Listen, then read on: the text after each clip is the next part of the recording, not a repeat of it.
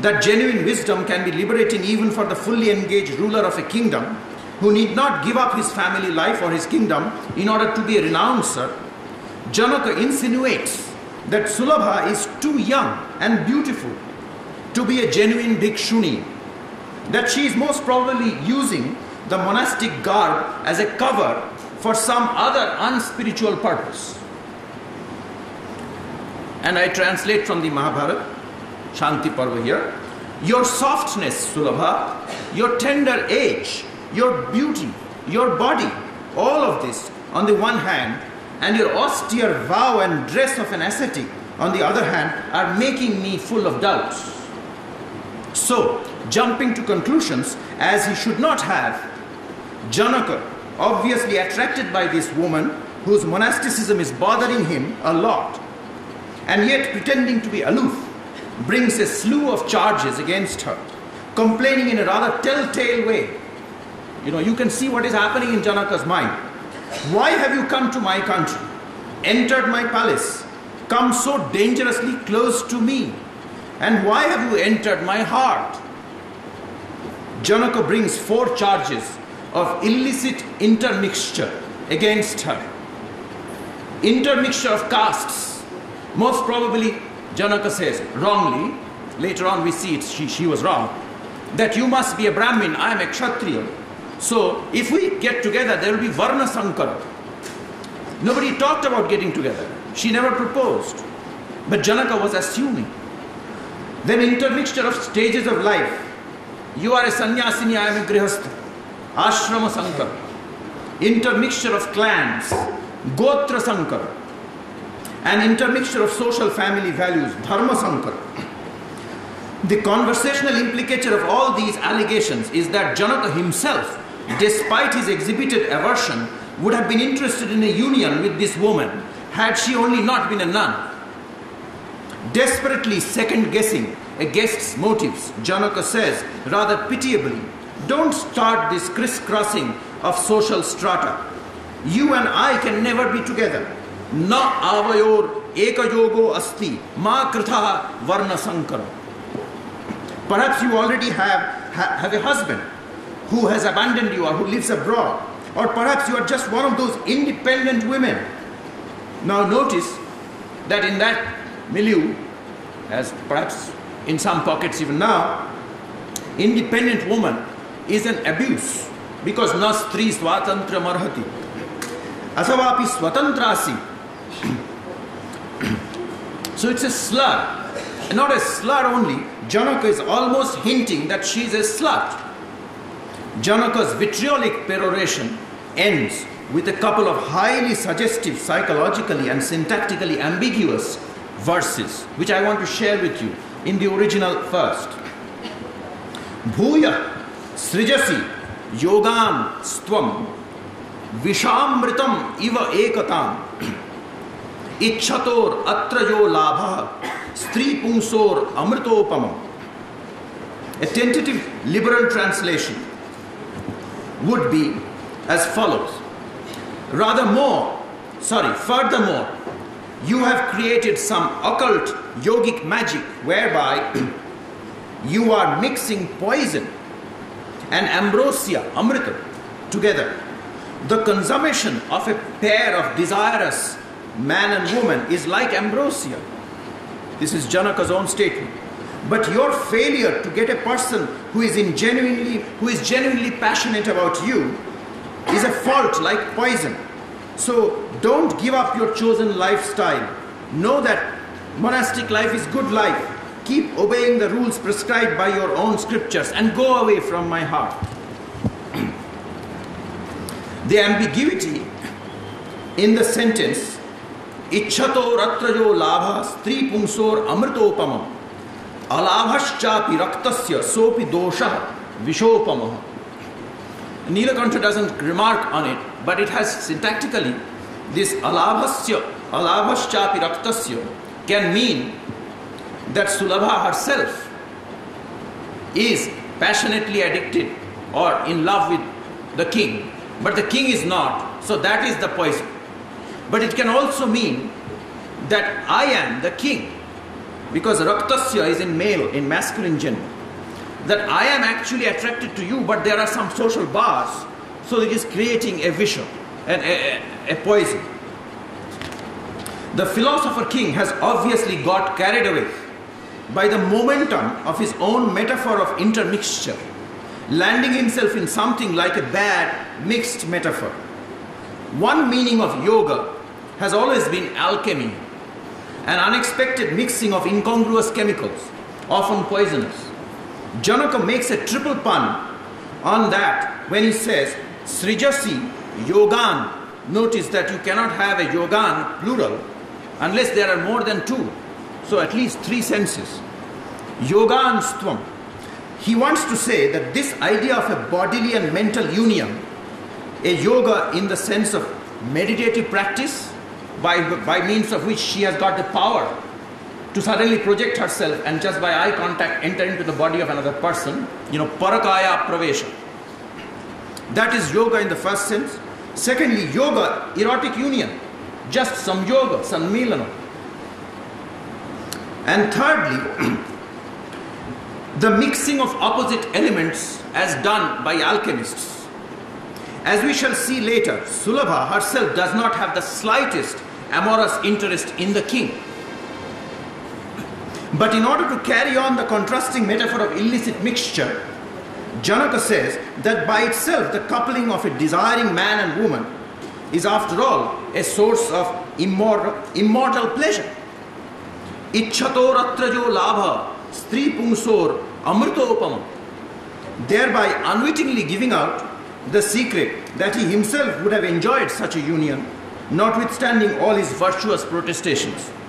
Sulabha responds to this angry, unfair, pretentious, chauvinistic, patronizing put down with exemplary coolness, composure and courage. So much so that after Sulabha's long speech, not only Janaka but even Vyasa the author seems to be so embarrassed and so ashamed that there is half a verse saying Janaka just kept quiet and the chapter finishes, the story goes to something else, Sulabha is never mentioned again. She returns Janaka's madness with her method. Her personal response is thus prefaced by a long methodological meta-discourse running into 18 odd verses on how one should talk. This is my major text today. 9 blemishes, Navadoshaha, 9 blemishes can infect human speech, she says, and 9 others can tarnish the thought behind the speech. One should use sentences free from these 18 flaws so that one's language attains 18 kinds of excellences. Ashtadasha gunanvitam, vakyam. The vices of words, verbal vices, are 1. Verboseness, the use of redundantly long and heavy words. Since the country has just got out of the fever of listening to and passively participating in World Cup soccer, a good example of Gurvakshara Samyutam, this is verbosity, would be to use the following sentence to describe a soccer match, a football game. A perspiringly persevering, perpetual kinetic pursuit of a leatherine rotundity. Now, that would be Gurvakshara Samjutam, bad speech, unethical. Second, use of such offensive or strong expressions as would be bearable only if one turns one's back to them. Beautiful expression.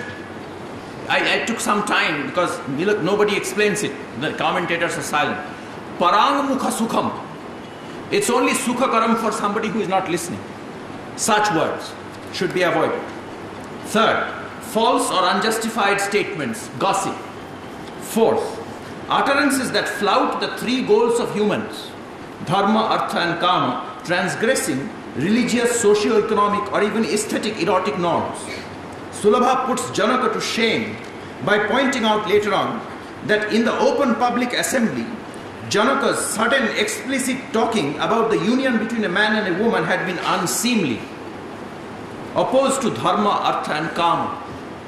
Sulabha said, where did the context arise? Nobody talked about that. Why did you suddenly start talking about it? But her tone is not at all didactic. We'll see that. Fifth, uncultured, ungrammatical, rustic speech, asamaskrita. Sixth, incomplete, half-uttered, too laconic speech, nyunam. Seventh, strained, tortured phrases, kashta shabdam. Eighth, disorderly, akramabhihata, hitam, without krama, out of turn speaking. Ninth, unreasonable utterances, irrelevant to the context, a good example of which would be Janaka's long digression on his own wisdom or true liberation. Defects of communication intention or thought flaws, thought diseases, which are related to speech diseases and express themselves in words, can result when people talk out of lust, kama, which of course in an unacknowledged way Janaka was, out of rage, which he was, out of fear, out of greed, out of diffidence and smallness of heart, out of undignified selfishness, out of shame, out of pity for the interlocutor, condescendingly, and out of conceit. Except for the fourth, greed for money, which was not relevant here, Janaka's snoopy, conceited and didactic speech suffered from all 8 of the above background thought defects. Having listed these 18 vices of speech, Sulabha characterizes the 6 major virtues of good discourse, which ought to be: A. Complete, should not leave unsaid parts which are akankshita. B. Lucid, unequivocal, straightforward. C. Judicious and logical, nyaya vrittam. D. Brief. E. Unmisleading or not leaving room for major interpretive doubt. F. Remember, we are talking here about a certain kind of discourse. Later on in the F characteristic, there is room for laudable, recommended multiplicity of meaning. The last, and this is an adjective which I request people who work on the Mahabharata to study. The last is the often used ancient expression for good talk, shlakshnam, which means all the features listed below. Nilakantha quotes an old ancient verse: Shlesha, Samyam, Kantir, Oja, Aurjityam, Audaryam, Ritaya, Gatischa, Antarbhavanti Ashtau Slakshne. Slakshna means all of these: stylish, elegant, bold, clear, vehement but not violent, with a fine flow and cadence, bold, sorry I have already said bold, honorable, even and uniform, profound in having multiple meanings, and preferably witty and polished. All of this is shlakshna. That's the 5th characteristic. After these features, which she mentions, not so much to recommend qualities in Janaka's or other speech, but just as statements of fact that these are virtues of speech she herself tries to cultivate and vices she tries to avoid. Sulabha proceeds to give then a classic characterization of ethically commendable, successful communication between a speaker and a hearer. Listen to me, O king. When the speaker, the listener, and the sentence each take an equal share without losing any part into what is intended to be said, only then does that intended meaning come to light. Vakta shrota cha vakyam cha yada tu avikalam nripa samam eti vivakshayam tada shrota tada sah artha prakashate. When the speaker puts down the listener and calls his own purpose the purpose of the other, then such an imputed meaning of an utterance does not rise to the heart. This expression, rise to the heart, hridayam rohati, recall the deeper notion of understanding, deeper than even the German very complex notion of verstehen, enshrined in the word hridayangama, You know, you understand somebody only when it has got to your heart. Hridayangam. Vaktavyetu yada vakta shrotaram avamanya. By putting down, ignoring, not heeding the mind of the listener. Swarthamaha pararthamcha. His own designs he imputes on others. Tada vakyam narohati. The censure implied here is that Janaka was himself getting ideas about amorous designs and possible but illegitimate marriage between him and Sulabha, but he had no business to impute those as what Sulabha wanted to say, or talk as if that is what she was driving at. Only such a person, Sulabha says, is truly a speaker who speaks what is of common interest and is not opposed to the purpose of both oneself and the hearer. Others are not speakers at all. Yastu vakta dvayor artham aviruddham prabhashate shrotuscha atmanascha sa vakta na itaro nripa. Among other things, Sulabha painstakingly defines 5 other features, not so much of individual words or sentences now, but structural properties of an entire discourse, features which actually link up with what have been called Tantra Yukti rules in ancient Indian medicine, grammar, philosophical, hermeneutic and rhetorical traditions.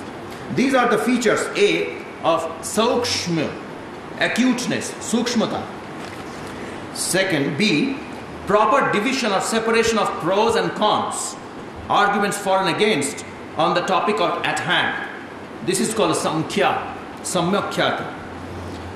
C, well thought out sequence of what is to be discussed and when, Krama. D, beginning with a clear statement of the thesis to be proved and ending with a QED, hence this is so. This is defined in so many words by Sulabha, called Nirnaya. And fifth, clearly articulated statement of motivating desire, aversion that drives the discourse. Why am I starting this discourse at all? What is my prayojana? This is the prayojana. So you have Saukshma, Sankhya, Krama, Nirnaya and Prayojana. One could raise an objection here against my use of these passages from the Mahabharata for extracting an ethics of speech. The objection would be this: aren't these more of logical, pragmatic and discourse management norms rather than moral norms? My response to this plausible charge goes as follows. Like any professional ethics, such as medical ethics or business ethics or media ethics or ethics for journalists, the ethics of speech has to mainly comprise of standards internal to the very enterprise of clear, successful, non-divisive, non-deceptive, beneficial, elevating, ennobling speech. So, all the basic norms of dialogical decency as well as logical, grammatical, lexical accuracy will have to count as moral requirements of virtuous use of language, if use of language is made. The great dissimilarity, however, with other professional ethics would be that not everyone has to be a doctor or a businessman or a journalist or a lawyer. Hence, the imperatives there are most obviously hypothetical imperatives of the form: if you wish to be ethically good doctor, then you must keep your patient's symptoms and history confidential, etc. But everybody, or nearly everybody, has to be a speaker. Speaking is not a vocation we choose. All of us have to speak. Constructing sentences in some language or other, unlike constructing buildings, is not something optional for us, humans. Even if I don't do it, in public all the time, I'm doing it in mind all the time. I said for nearly all of us, because there perhaps are exceptionally saintly moral agents aiming at rather lofty spiritual perfection for whom speaking could be optional. Trailanga Swami of Banaras, who kept a vow of silence for nearly 100 years of his much longer life, is reported to have said, when asked at the end of his life, "Why did you mostly keep silent? Why didn't you talk? Why were you moaning?" And he's supposed to have said, "For fear of telling a lie." Anruta bhaya.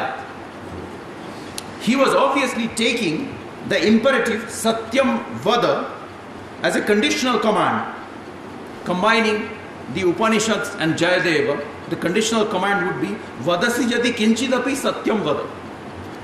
If you speak at all, then speak the truth. Some people, among them Yogachara Buddhists, suffer from a deep moral and epistemic suspicion about the very use of language as such. All words, they feel, falsify our immediate experience or the truth of directly, empirically accessed reality. Some of us, almost all of us, have some moods when misunderstandings happen or bickerings break out.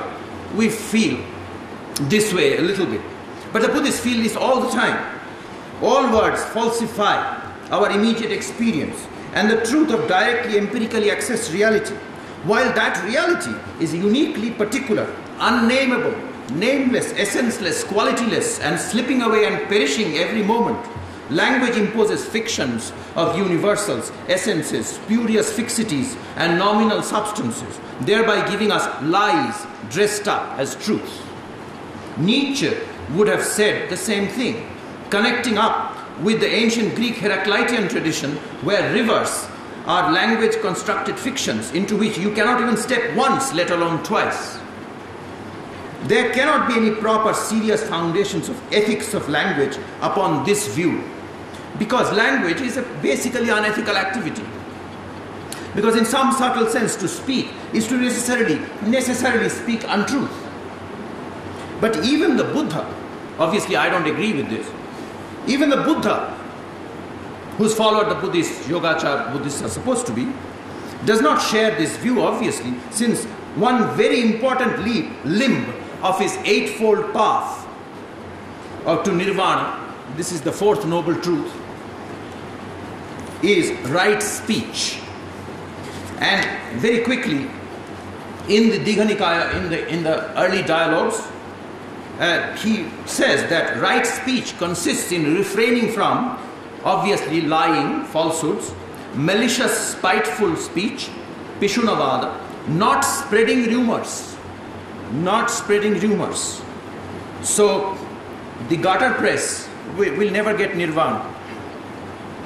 Idle chatter about sensational gossips, disputations, victory-oriented debates. Now, we'll talk about this tomorrow.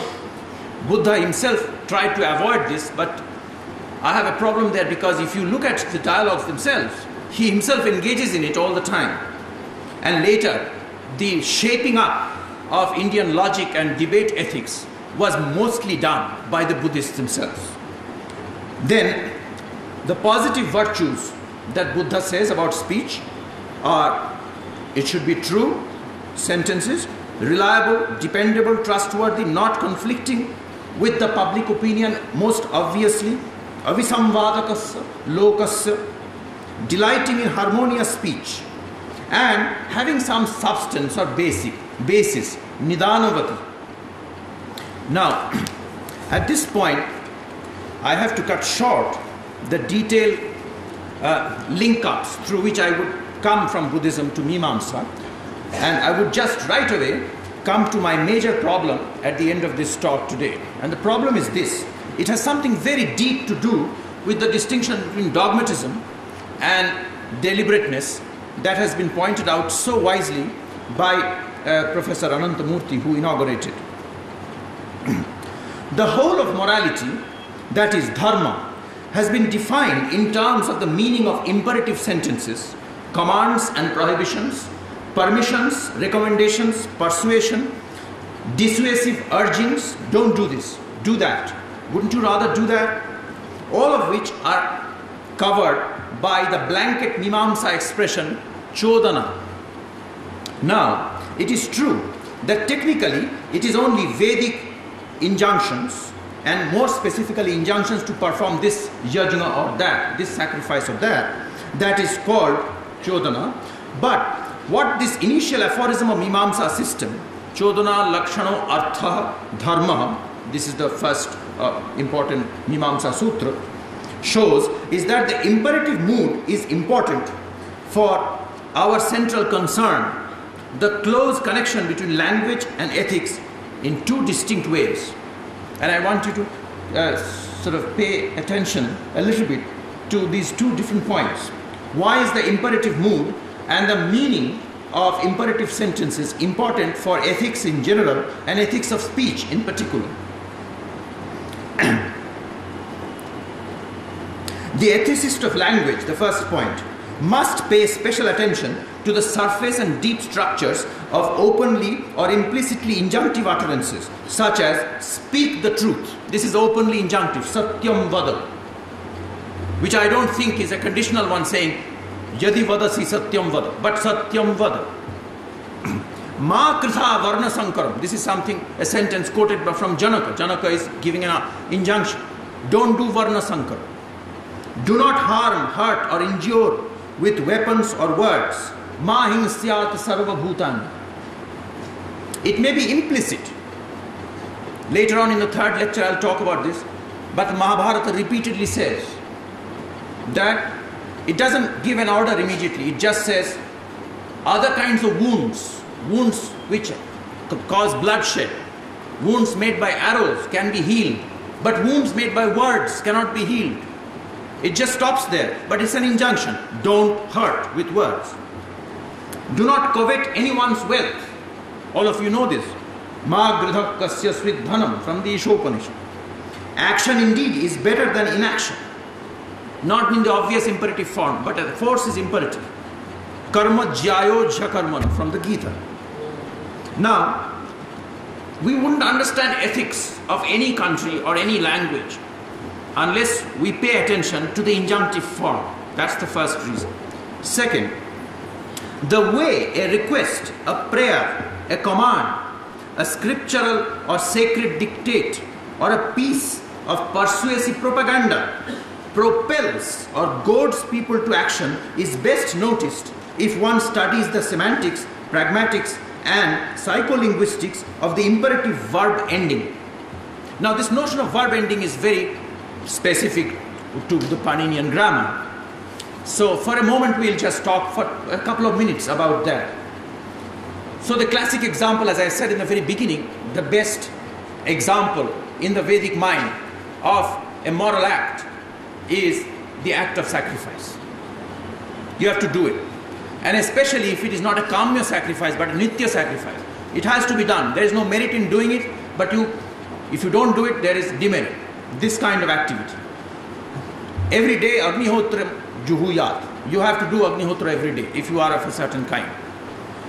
Now, this juhuyat or yajeta ends with an ita, which is a particular lakar, a particular verb ending in the way a particular verb is made out of the root dhatu and then adding a vibhakti, the pratyaya.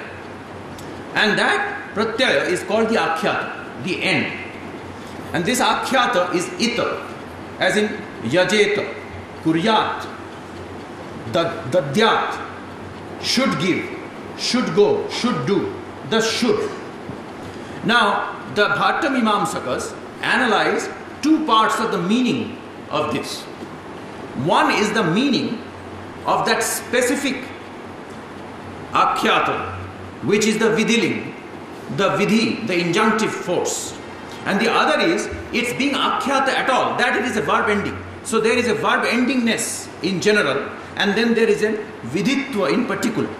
These are the two parts of the aspects of the same ita. The ita happens to be in general a verb ending, and thereby it means something, as well as a verb ending in the imperative mood.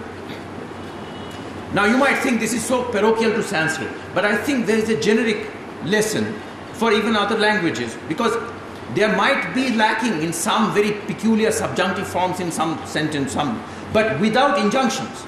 Shut the door, come here please, can you give me a cup of tea? Without that, even basic languages, no languages, even children's languages, even if it is not fully spelled out, if the child wants milk, it just says milk, or says mama, but it means give me milk. So there is a give, and at the end of give, there is a zero occurrence of a verb ending. But what is interesting, and I'll contest that, I'll set up a paradox out of that, and I'm really bothered by that, is that the Mimamsa people say that all the other theories of the meaning of a verb ending, like the Nyaya people believe that we understand the yajeta, you must perform sacrifice, the must, as the hearer thinks that if I do this, then it will further some ishta, some desired end of mine. I'll get to heaven or something. But the Mimamsakas reject all that. They say no. The words themselves, the word, the very sound, the ether, the ending itself has a power to bring about a certain kind of prerana, a certain kind of goading, urge. So I call this the twin urge. The urge in the words, the Shabdi Bhavana, the words bring about. Bhavana here has nothing to do with thinking. It has to do with bhu is bhavati, happens, and bhavayati is makes it happen. So the command makes something happen. That's the meaning of the akhyatatva, the general verb endingness of the akhyata, of the ether. But then, what does it make happen? It makes happen an arthi bhavana. That is, here the artha, it does not mean the meaning, it means the meant, intended audience. So, if the teacher is advising the student, instructing, not advising, commanding, you must every day do your homework. Swadhyayo adhyetavyaha. Then, by the implicit verb ending, adhiya, you must read. That must, here, arthi bhavana means that causally, if the student is hearing and knows this, then there will be a natural urge to do it. He'll go and do it. Okay? It's almost like thoughtless doing because the injunction has the force. This is the Mimamsa theory. Now, given that this is the theory, I have a problem. It sounds like a proper imperative, even moral imperative. Speak the truth. If understood, even as an act of speech, would naturally bring about obedience to it. That is the model that the Mimamsakas are proposing. If that is the model, then it sits very badly with another theory, which of course Mimamsakas don't hold, but I have borrowed from, because it sounds right to me. I haven't quite borrowed, but the only authority I'll quote here is one French philosopher of the 20th century, and no longer alive, called Emmanuel Levinas, and another philosopher of contemporary India, one of the brightest and most innovative philosophers, Ramchandra Gandhi, on the presuppositions of human communication. The book is called Presuppositions of Human Communication. First, Levinas. So what I'm saying is, this Mimamsa theory, if you compare it with the insight of the ethics of discourse in Levinas and Ramchandra Gandhi, then there is a contradiction. Now you might say, well, that's not an internal contradiction. That is true. There's no internal contradiction in Mimamsa. Levinas starts by making a distinction between rhetoric and conversation. Rhetoric faces the other not in order to recognize the otherness of the other. Rhetoric solicits his yes. You have to agree. The purpose of the rhetoric from the ancient Greek sophists all the way up to demagogues in the present day election, pre-election lectures, is that a good rhetorician would not give you any scope of thinking. You'll have to agree with him. He'll carry you along. So he says, the specific nature of rhetoric, of propaganda, flattery, diplomacy, etc., all of these are rhetoric, consists in corrupting the freedom of the listener. It is for this that it is preeminently violence. Rhetoric, according to Levinas, is violence to the other. That is injustice. Now don't think of rhetoric here in the sense of Alankara Shastra. We are talking about persuasive techniques that unfortunately which you learn a little bit in marketing schools. So you enslave the mind of the buyer. You use such language either at the doorstep or at the television advertisement that the buyer will have to buy it. Okay? And sometimes too crude people who cannot go into much subtleties just come to the television, stare at you and say, go buy it now. And you go and buy it. That's enslavement. That's the thing that